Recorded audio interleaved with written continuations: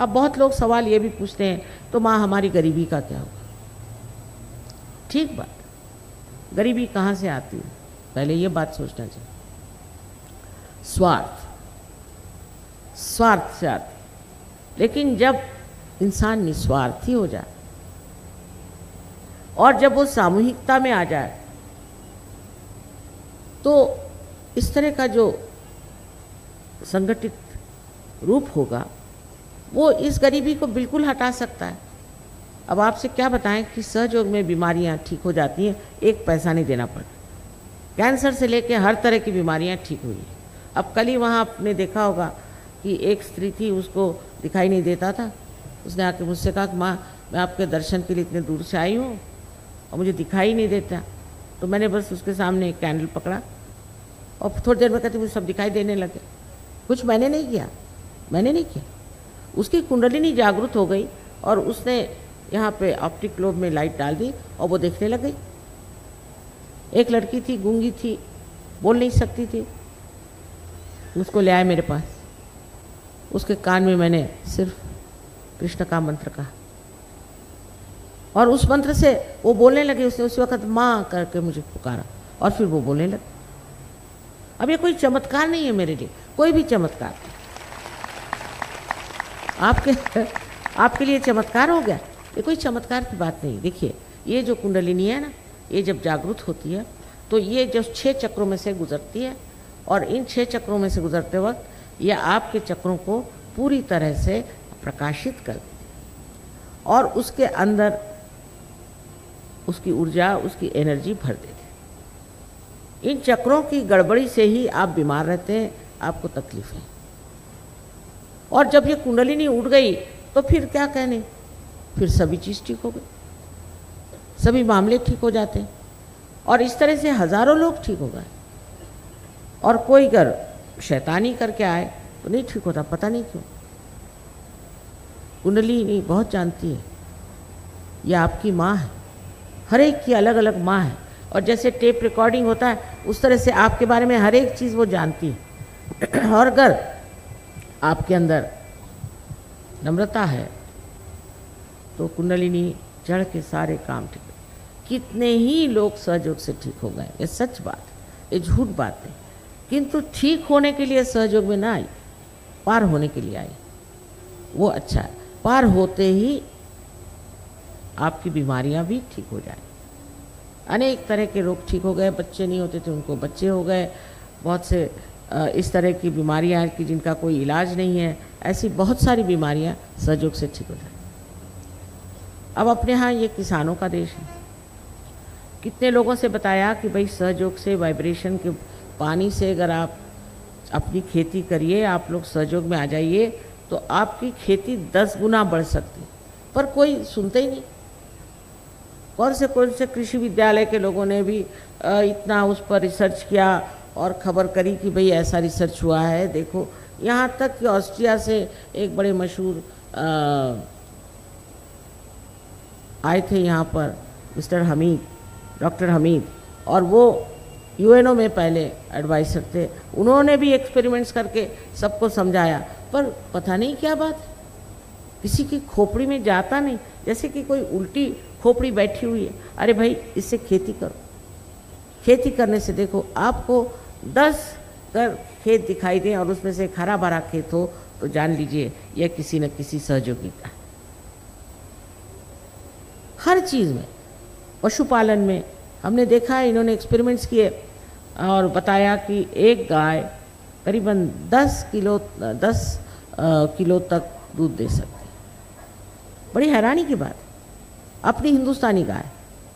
और ये जो बीज इस्तेमाल करते हैं वो भी ऐसे बीज नहीं कि जो कहीं से दुकान से खरीदे हैं या कुछ है, पर सर्वसाधारण बीज, उस बीज से इतना उपजता है, पर कोई सुनने को ही तैयार नहीं।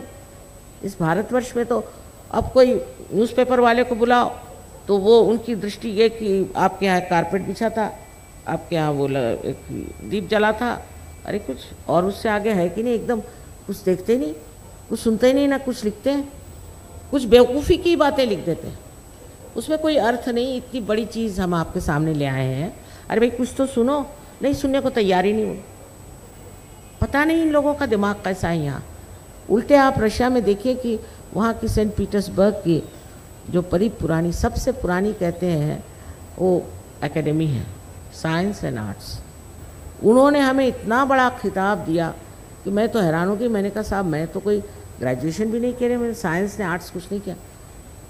तो उन्होंने ये कहा कि जितने डिस्कवरर होते हैं जो खोज लगाते हैं वो कभी यूनिवर्सिटी भी नहीं जाते, और हमारे यहाँ सिर्फ 10 को दिया, उसमें से आप एक है, एक आइंस्टीन है। तो मैंने कहा आइंस्टीन को दिया, मुझे भी दिया? हाँ, आप तो आइंस्टीन से भी आपने बड़ी बारी खोज कर दी। और मैं इतनी शर्म के मारे मुझे समझ नहीं आया कि ऐसा कुछ मैंने काम तो नहीं किया। ये तो हमारी पुरानी चीज़ है, हमारे देश की यही धरोहर है, यही हमारा हेरिटेज है। कहाँ से कहाँ, कितने साल, 13,000 वर्ष पहले मार्कंडेय ने लिखा संस्कृत में। एक बात ज़रूर है कि पहले एक गुरु एक ही शिष्य को दिया, जैसे राजा जनक ने एक नचिकेता को दिया, और यही परंपरा थी। पर 12वीं शताब्दी में ज्ञानेश्वर जी ने अपने गुरु, उनके भाई साहब, उनसे कहा कि नहीं, मुझे आप इतनी इजाज़त दे दीजिए कि मैं इसके बारे में लिखूं, इतनी मुझे इजाज़त आप। और जब उन्होंने लिखा, उनका जो ज्ञानेश्वरी में 6वां अध्याय है, उसमें कुंडलिनी बड़ा सुंदर वर्णन किया है, और इस कुंडलिनी के कारण ही आत्म प्रकाश को प्राप्त करते हैं, ये भी स्पष्ट रूप से लिख दिया। तो उस वक़्त जो धर्म मार्तंड थे, उन्होंने कहा ये सब बकवास है, ये निषिद्ध है, कोई पढ़ो ही नहीं, इसको जानो ही नहीं, और काट दिया। आजकल भी ऐसे बैठे हुए हैं, कोई धर्म मार्तंड है तो कोई और तरह तरह के लोग जो कि अपने को बहुत अक्लमंद समझते हैं, और वो एकदम काट देने की वजह से वो लोप सा ही हो गया। पर तो भी एक गुरु के एक शिष्य होते। नाथपंथियों ने ये कार्य किया। अपने यहाँ 3 तरह के कार्य हुए, उसमें एक वेदों के कार्य हुआ, और उससे वेदांत, और एक भक्ति का कार्य हुआ। लेकिन जो असल कार्य था वो हुआ है नाथपंथियों ने, जिन्होंने कुंडलिनी का जागरण आदि उस पर बहुत कुछ काम किया। नानक साहब भी जानते थे, बहुत अच्छे से जानते थे। नामदेव एक दर्जी था हिंदुस्तान का। हिंदुस्तान में दर्जी की क्या ऐसी कोई बड़ी बारी तो विद्वत्ता नहीं मानी जाती, एक साधारण दर्जी, और उसकी नौकरानी भी बड़ी भारी पहुंची हुई जनाबाई। ये गए मिलने एक कुम्हार से, उसका नाम था गोरा कुम्हार। वो कुम्हार वो अपने पाँव से मिट्टी तोड़ रहा था। उसको देख करके नामदेव एकदम हठात खड़े। शानदार लोग, शानदार लोग। और उन्होंने क्या कहा, मराठी में कहा है, निर्गुणाचा भेटी आलो सगुणाचा। मैं तो निर्गुण को, निराकार को मिलने आया था, तो तू तो सगुण में खड़ा है। ऐसी बात कौन कह सकता है? कौन ऐसी बड़ी बात दूसरे के लिए कह सकता है? हिंदुस्तानी अगर एक दूसरों को मिले तो गाली न दे तो ही शुभ समझिए, लेकिन एक संत दूसरे संत को देख के क्या कहता है? क्या कहता है कि तू तो साकार में निराकार खड़ा हुआ है। फिर वो गए पंजाब। पंजाब में नानक साहब ने पहचान लिया, तो बहुत बड़ी हस्ती थी। उन्होंने उनको कहा कि ठीक है, आप पंजाबी सीखिए और पंजाबी में लिखिए, और इतनी बड़ी किताब लिखी है उन्होंने पंजाबी में, और गुरु ग्रंथ साहब में भी उनके बहुत से ये है। अब ये पहचान, ये समझ, ये सिर्फ संतों को ही आ सकती।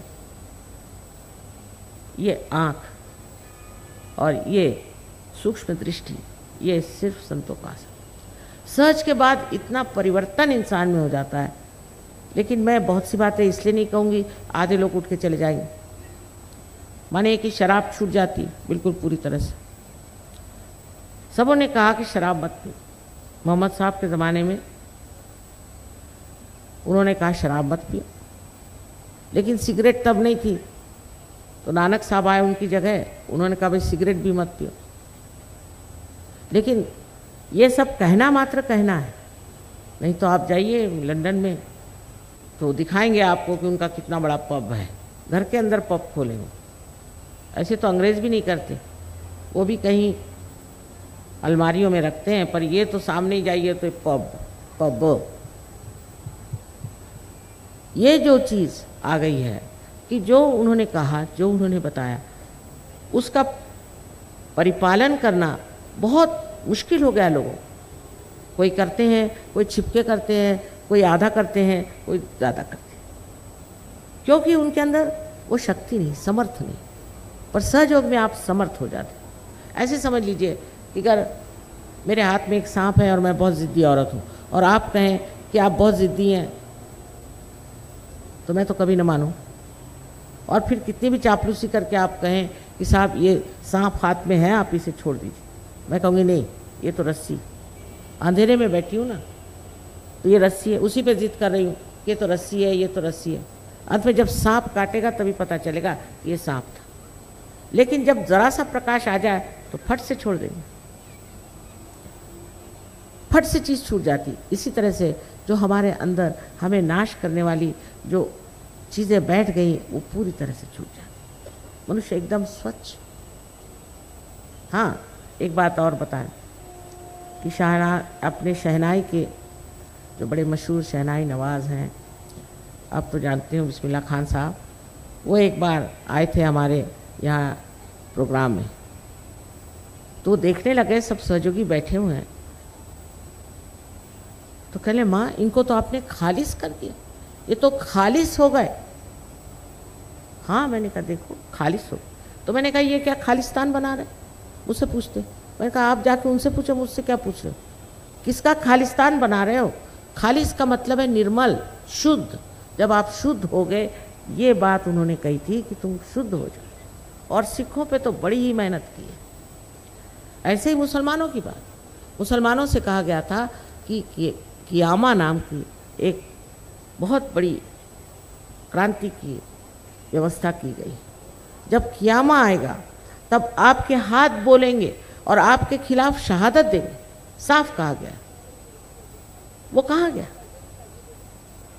ईसा ने कहा है, बहुत कमाल की बात है, दाउ शैल्ट नॉट हैव अडल्टरस आइज। बताइए कितनी बड़ी बात। और मुझे दिखा दीजिए इन लोगों में से किसकी आंख साफ और शुद्ध और निर्मल है, मिलेंगे नहीं। वजह ये, उसमें किसी को दोष देने की बात, वजह ये है कि वो शक्ति अंदर नहीं है। जब वो शक्ति अंदर आ जाती तो आदमी निर्भय होकर के, निर्भय या निर्गुण गाता है। चारों तरफ से इस देश में आप देखिए तो न जाने कितनों ने कितना महत्वपूर्ण कार्य किया है।